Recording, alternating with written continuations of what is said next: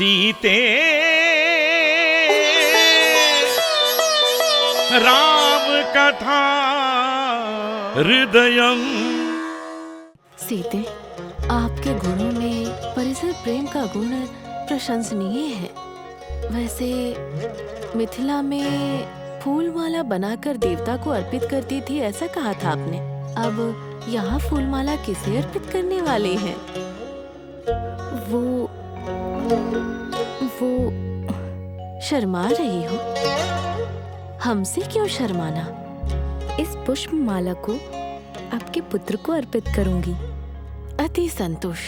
आपके कोमल हस्तों से बनाए हुए इस पुष्पमाला को धारित करने के लिए रामचंद्र ने सच में पुण्य किए होंगे। उनसे अधिक भाग्यशाली मैं हूँ माताश्री। सीते, सत्य है, हम दोनों भाग्यशाली हैं।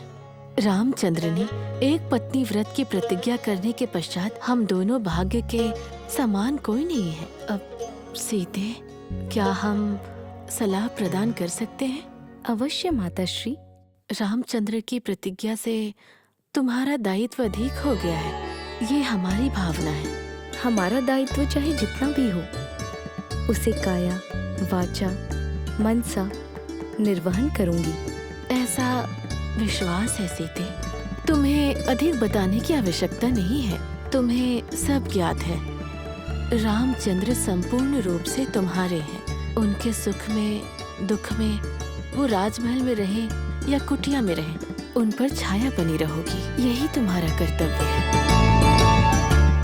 यही रामचंद्र की प्रतिज्ञा को देने वाला गौरव है। मातामयी, आपके कहे अनुसार हमारी उन पर छाया बने रहना केवल यही उनको दिए जाने वाला गौरव नहीं है, वो हमारा कर्तव्य है। उनकी सहधर्मिणी होकर हमारा सर्वस्व उनके लिए सदैव आरक्षित रखूंगी। संतोष, अभी तुम अपने पति के लिए पुष्पमाला को बनाने में आगे बढ़ो। हम प्रस्थान करते हैं।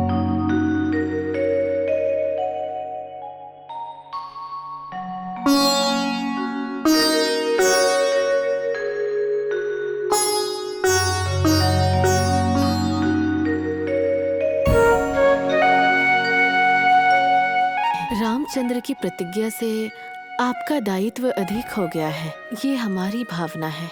हम अपने दायित्व का निर्वहन शारीरिक, मानसिक और श्रद्धापूर्वक पूर्ण करेंगे।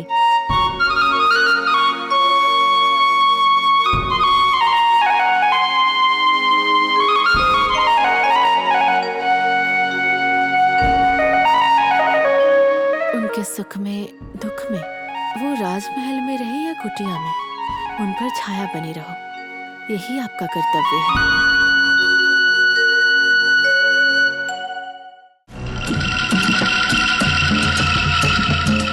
महारानी का मंगल हो, ऐसी प्रार्थना करती हूँ। मंथरा, प्रातः काल से ही तुम्हारे दर्शन नहीं हुए। कहीं से आ रही हो ऐसा प्रतीत होता है। जी हाँ महारानी, नगर संचार करके आ रही हूँ। नगर संचार? तुम्हें नगर संचार करने की आवश्यकता क्या थी? आवश्यकता मुझे नहीं थी, आपके लिए गई थी। हमारे लिए गई थी? ऐसा क्यों? महारानी, नगर की प्रजा हमारे परिवार के बारे में क्या क्या अभिप्राय रखती है, क्या क्या बातें करती है, ये ज्ञात करना बहुत आवश्यक है। क्योंकि प्रजा का मत जिस पक्ष अधिक रहता है, वो अधिक काल प्रजा पालक बने रहते हैं। जो प्रजा के मत को खो देते हैं, उन्हें अधिक अधिकार प्राप्त करने में बहुत कष्ट होता है। तो क्या यही है तुम्हारा नया विचार? राजकार्य, प्रजा पालन, इन सब को मुझे ज्ञात कर करना क्या है मंथरा? समय आने पर इसका क्या महत्व है ये आपको बोध हो ही जाएगा। तब मैं आपको स्मरण करवाऊंगी। ठीक है। अगर आप चाहती है तो मैं आपकी बात जरूर सुनूंगी। प्रजा का मत किस पक्ष पर अधिक है? प्रजा किसी विषय से या किसी विषय पर हमारी प्रजा नाराज है क्या मंथरा? महारानी, अयोध्या के निवासी हमारे महाराज के बारे में, राजकुमार के बारे में, राज परिवार के बारे में अपार गौरव से बात कर रहे हैं।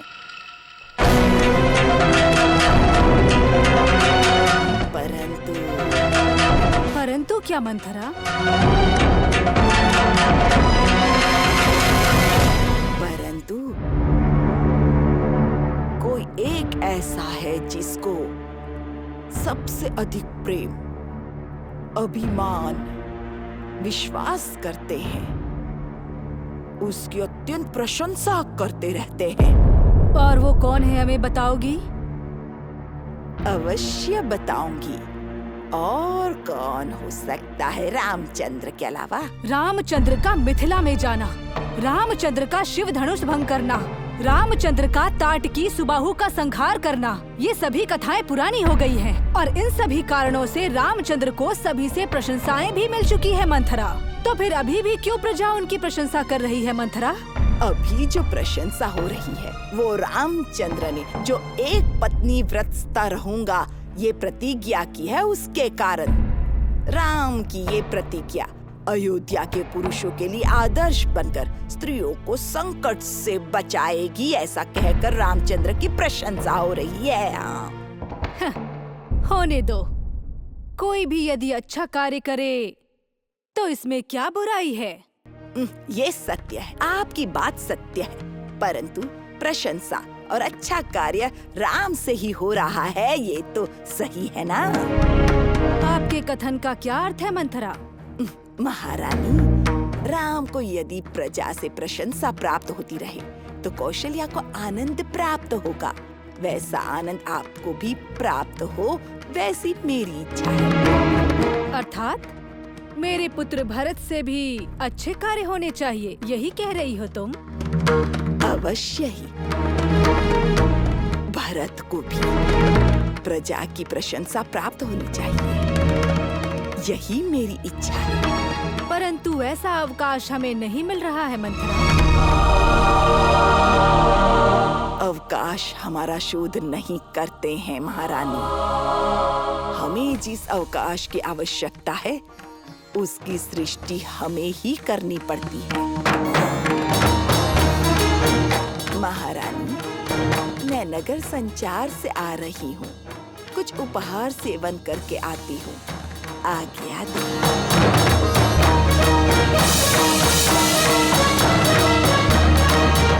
अवकाश को हमें ही सृष्टि करनी पड़ती है, ये सत्य है, परंतु अवकाश को हमें ही सृष्टि करनी पड़ती है। मेरे पुत्र भरत को प्रजा का प्रेम प्राप्त होना चाहिए।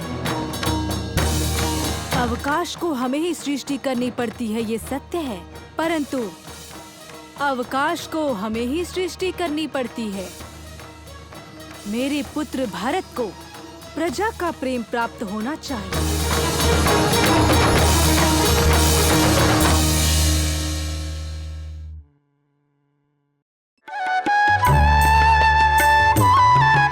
उर्मिला, श्रुतकीर्ति, जन्म देने वाली माँ अपने बच्चों की सेवा सदा काल करती है। अपने बच्चों के सुख, संतोष और शांति के लिए हमेशा चिंतित रहती है। विवाह के पश्चात माँ की यह चिंता पुत्री और दामाद दोनों में बढ़ जाती है और पुत्रों का संतोष बहुओं के गुणों पर आश्रित होता है। माता में हमारे किसी स्वभाव से आपके पुत्र को संतोष में बाधा हुई है, ऐसा आपको व्यतीत होता है? हमारे स्वभाव से उन्हें कोई कष्ट पहुंचा है तो हम उसे सुधार लेंगे माता। नहीं नहीं, आपके किसी भी गुण से मेरे पुत्रों को कोई पीड़ा होगी ऐसा मैंने कभी भावना नहीं की थी। मेरे पुत्र सद्गुणवंत है, ये सत्य है, परंतु पूर्णचंद में भी एक कालिक होता है। वैसे ही महान गुणों के साथ एक छोटा दोष होना सहज है। उनके बारे में मैंने आपको ज्ञात करवाया है। उनको समझकर उनके अनुसार यदि पत्नी आचरण करे तो ये स्वाभाविक है पुत्री। वैसा ही होगा माता, आपके कहे अनुसार आचरण करेंगे। माता मई, यहाँ के गुणों के अनुसार हम कैसे आचरण करना चाहिए, इसका मार्गदर्शन आप ही कीजिए। अवश्य। उसी विषय में बात करने के लिए मैं यहाँ आई हूँ। उर्मिला, शत्रुघ्न से तुलना करें तो लक्ष्मण को शीघ्र क्रोध आता है। लक्ष्मण को जब भी क्रोध आ जाए तो संयम से बर्ताव कर शीघ्र उसका समाधान निकालना मेरी पुत्री। शत्रुकृति, शत्रुघ्न के बारे में तो आप जानती हैं। निगर्वी, निस्वार्थी शत्रुघ्न में आशा नहीं है, इसे यदि दोष समझ लेंगे तो वो भी एक दोष होगा।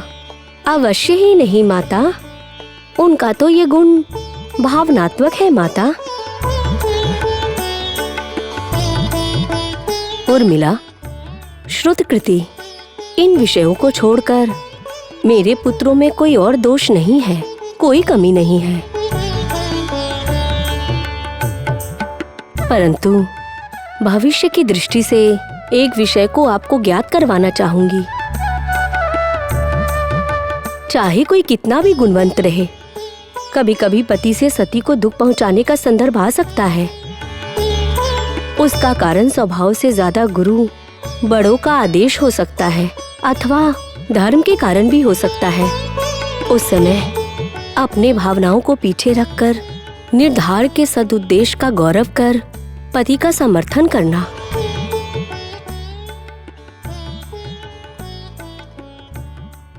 सीते राम कथा हृदयं